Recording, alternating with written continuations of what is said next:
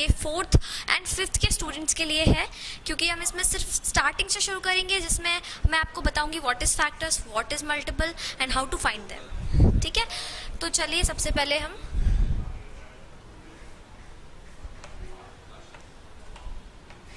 Factors and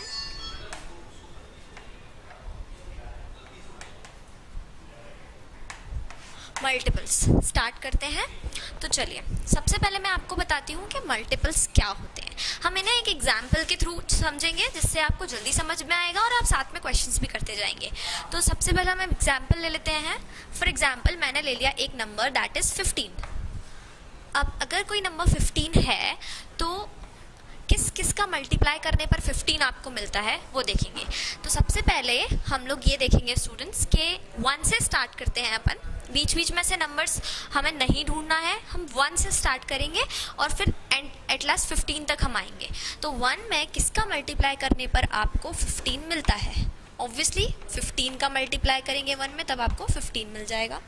second हम आते हैं 2 से। 2 में किसका मल्टीप्लाई करने पर आपको 15 मिलता है?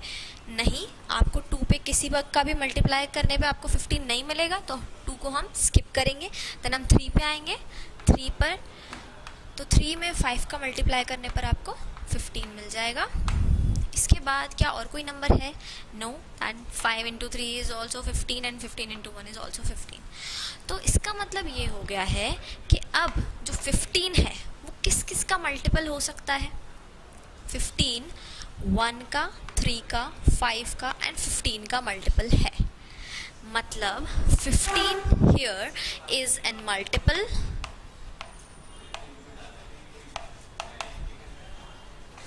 Of 1, 3, 5 and 15।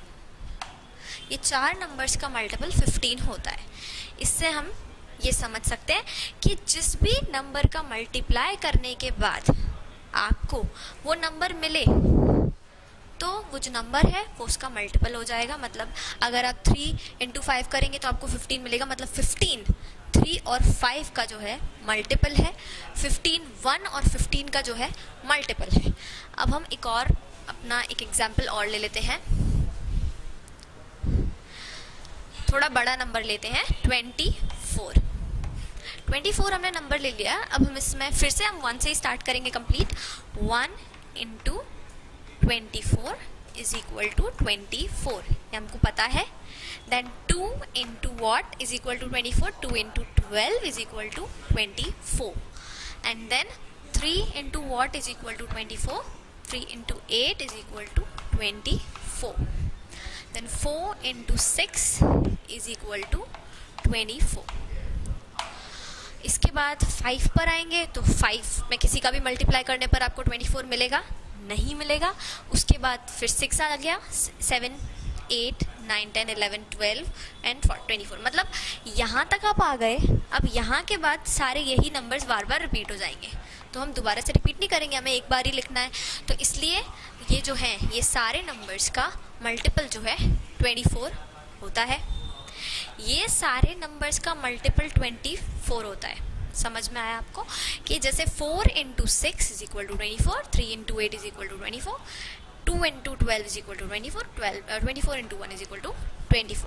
तो मतलब 24 is a multiple of 1 and 24, 2, 12, 3, 8, 4 and 6। तो इससे हम फाइंड आउट कर सकते हैं कि जो 24 है वो किन किन नंबर्स का मल्टीपल है। अब एक और अपन एग्जाम्पल ले लेते हैं।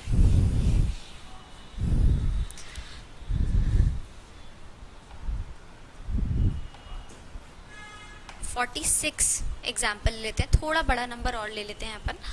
तो अगर मैं 46 का एग्जाम्पल लूँगी तो 1 इंटू 46, ये तो अपन को पता ही है कि 1 में किसी भी नंबर का मल्टीप्लाई करने पर वही नंबर मिलता है। Then 2 into what is equal to 46, किस में मल्टीप्लाई करेंगे 2 का कि आपको 46 मिले? 23 में मल्टीप्लाई करेंगे 2 का, जब आपको 46 मिलेगा। तो 23 इंटू 2 इज इक्वल टू 46। अब इसके बाद अब आगे के जो नंबर्स हैं वो हम कैसे निकालेंगे? 3 में किसी का मल्टीप्लाई करने पर आपको 46 मिलेगा? नो, किसी का भी मल्टीप्लाई 3 में करेंगे आपको 46 नहीं मिलेगा। देन 4 पर आएंगे तो 4 में भी किसी का मल्टीप्लाई करने पर 46 नहीं मिलेगा। अब अगर आपको ये चेक करना है कि क्या 4 में किसी का मल्टीप्लाई करने पर 46 मिल सकता है, तो आप इसे डिवीजन के थ्रू भी चेक कर सकते हैं। जैसे मैं 4 का डिवाइड करती हूँ 46 से, तो 4 1 ज़ 4, 0 6, नो 4 1 ज़ 4, 2 इज़ द रिमाइंडर। अगर रिमाइंडर बच रहा है मतलब इसका ये हो जाता है कि 4 में किसी का भी मल्टीप्लाई करो 46 आपको कंप्लीट नंबर नहीं मिल सकता। लेकिन अगर अपन इसको चेक करें तो देखिए आप कैसे, 46 2 2 2 ज़ 4, 0 2 3 ज़ 6, 0, ये कंप्लीट जीरो रिमाइंडर आ गया, कंप्लीटली डिविजिबल है। मतलब इसका कि ये जो 46 है ये आपको मिल जाएगा 2 में 23 का मल्टीप्लाई करने पर। तो इससे हमें ये समझ में आता है कि अगर कोई बड़ा नंबर भी आता है तो हम डिवीजन के थ्रू चेक कर सकते हैं। उसके मल्टीपल्स कैसे निकालेंगे, डिवीजन के थ्रू निकालेंगे। अब आपने जैसे अभी हमने जो मल्टीपल्स देखे कि मल्टीपल्स कैसे निकालने हैं, वैसे ही हम फैक्टर्स भी निकाल सकते हैं कुछ नंबर्स के। जैसे अगर मैंने सबसे पहला एग्जांपल जो लिया था वो मैंने लिया था 15, तो अगर मैं 15 के फैक्टर्स निकालना चाहती हूँ, अभी मैंने निकाला था कि 15 किसका मल्टीपल है, लेकिन अब मैं निकाल रही हूँ कि 15 के फैक्टर्स कौन से नंबर होंगे। तो मैं बिल्कुल सेम प्रोसीजर करूँगी जैसे मैंने अभी मल्टीपल्स में की थी। सेम प्रोसीजर मैं कैसे करूँगी कि ये जो है 1 इंटू 15, 1 में किसका मल्टीप्लाई करने पर 15 आता है, 15 का मल्टीप्लाई करने पर। एंड 2 में किसका मल्टीप्लाई करने पर 15 आता है, नो आंसर, मतलब ये स्किप हो जाएगा। इसके बाद 3 पर आते हैं, 3 में किसका मल्टीप्लाई करने पर 15 मिलता है, 5, 3 5 ज़ा 15। इसके बाद इसमें कोई और नंबर नहीं आ रहा था। तो आगे अब जैसे हमने मल्टीपल निकाले तो मल्टीपल में हमने यहाँ तक ख़त्म कर दिया था, हमने निकाल लिया था कि ये सारे जो हैं इसके मल्टीपल्स हैं। लेकिन सॉरी, जो 15 है वो इन सब का मल्टीपल है। लेकिन अब हम निकाल रहे हैं कि 15 के फैक्टर्स क्या क्या हैं। तो ये देखिए, यहाँ से यहाँ तक जितने भी नंबर्स आपको दिख रहे हैं, ये जो u मैंने बनाया है, ये जो u के अंदर जितने भी नंबर्स आ रहे हैं ये सब 15 के फैक्टर्स हो जाएंगे। जैसे 1 3 5 एंड 15, ये चारों नंबर्स जो हैं ये फैक्टर्स हैं 15 के, और इन चारों नंबर्स का मल्टीपल है 15।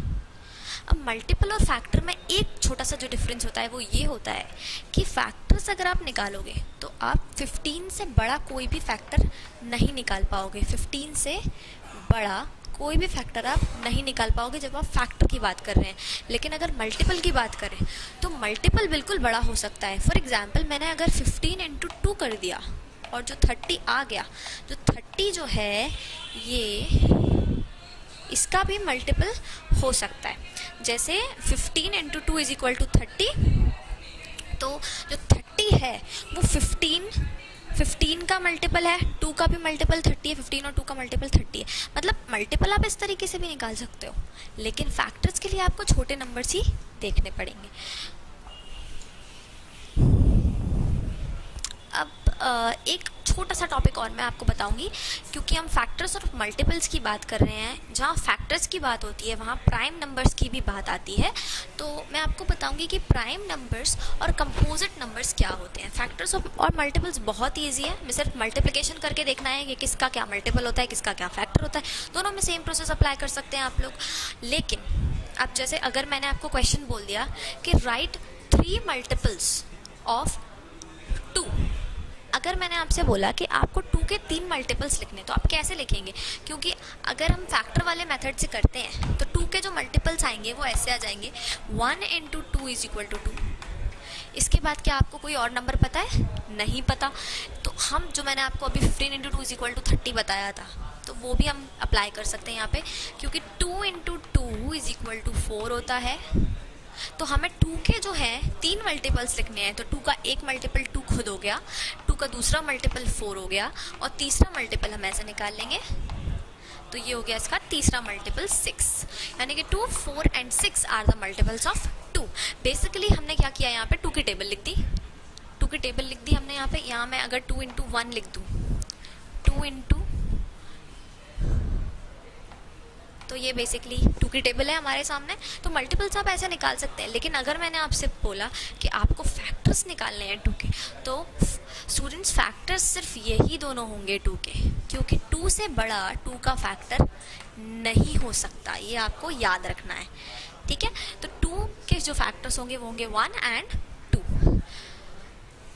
अब फैक्टर्स की बात खत्म हो गई, अब हम आते हैं प्राइम एंड कंपोजिट नंबर्स पे। जैसे कि मैंने अभी आपको बताया कि जब भी फैक्टर्स की बात आएगी तो प्राइम नंबर्स की भी बात आएगी साथ में, प्राइम एंड कंपोजिट नंबर्स।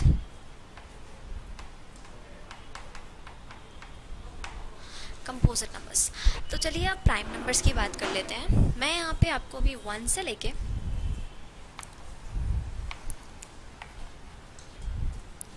10 तक काउंटिंग्स लिख रही हूँ।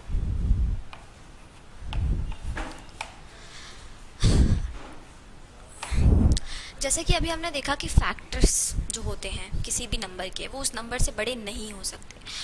अब जो भी नंबर्स ऐसे होते हैं स्टूडेंट्स जिनके सिर्फ 2 फैक्टर्स होते हैं, द नंबर इटसेल्फ एंड 1, वो नंबर्स कहलाते हैं prime numbers.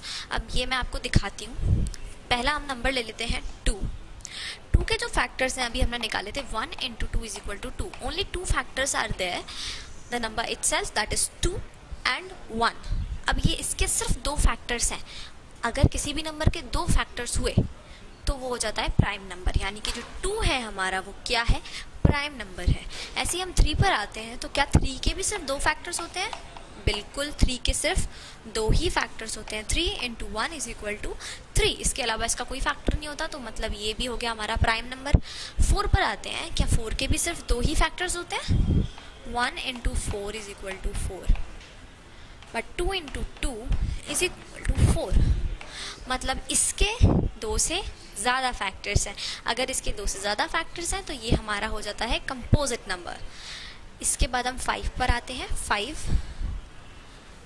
5 into 1 is equal to 5 and that's it। इसका कोई और फैक्टर नहीं होता, द नंबर itself and 1। तो ये भी हमारा क्या हो जाएगा, प्राइम नंबर। इसके बाद 6 पर आते हैं। 6 के फैक्टर्स होते हैं 1 into 6, 2 into 3, that means 4 factors आते हैं, तो इसलिए ये प्राइम नंबर नहीं होगा, ये होगा कंपोजिट नंबर। ऐसे ही 7 पर आते हैं, तो 7 के भी 2 ही फैक्टर्स होते हैं, 7 into 1, that is prime number हो जाएगा ये भी हमारा। ऐसे 8 पर आते हैं, तो 8 के भी 2 से ज़्यादा फैक्टर्स होते हैं, क्योंकि 8 2 के टेबल में भी आता है, 4 के टेबल में भी आता है, तो 8 सिर्फ अपने टेबल में नहीं आता। आप इस तरीके से भी चेक कर सकते हैं, जो छोटे नंबर्स हैं सिर्फ आप उनको चेक कर पाएंगे इस तरीके से। तो 8 जो है उसके भी 2 से ज़्यादा फैक्टर्स होते हैं, that is composite number. Is this a prime number? 9, क्या 9 प्राइम नंबर है या 9 कंपोजिट नंबर है? ये कैसे पता करेंगे? इसके फैक्टर्स निकाल लेते हैं, वेरी इजी। इसके फैक्टर्स कैसे निकालेंगे? 9 इज इक्वल टू 1 में किसका मल्टीप्लाई करें, 2 में किसका मल्टीप्लाई करें, 3 में किसका मल्टीप्लाई करें। चलो 1 में तो 9 का कर दिया तो 9 आ गया। 2 में किसका करेंगे मल्टीप्लाई कि 9 आ जाए? There is no number. 3 में किसका मल्टीप्लाई करेंगे? 3 का मल्टीप्लाई करेंगे तो 9 आ जाएगा, देयर इज़ अ नंबर। तो इसलिए अब इसके कितने फैक्टर्स हो गए, यू बना लेते हैं हमारा 1 2 3 and 4।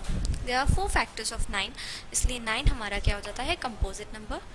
10 के पास आते हैं, तो 10 is equal to 1 into 10 is equal to 10, then 2 into 5 is also equal to 10। तो इसलिए जो 10 है हमारा वो भी प्राइम नंबर नहीं है, क्योंकि उसके 2 से ज़्यादा फैक्टर्स हैं। तो ये हो गया कंपोजिट नंबर। तो यानी कि 2 3 5 and 7 these are the prime numbers. ऐसे ही करके आप 100 तक जाएंगे तो आपको बहुत सारे प्राइम नंबर्स मिल सकते हैं। तो आपको ऐसे चेक करना होता है कि प्राइम नंबर्स हैं या नहीं कोई भी नंबर। अगर कोई नंबर प्राइम नहीं है तो वो डेफिनेटली कंपोजिट नंबर होगा।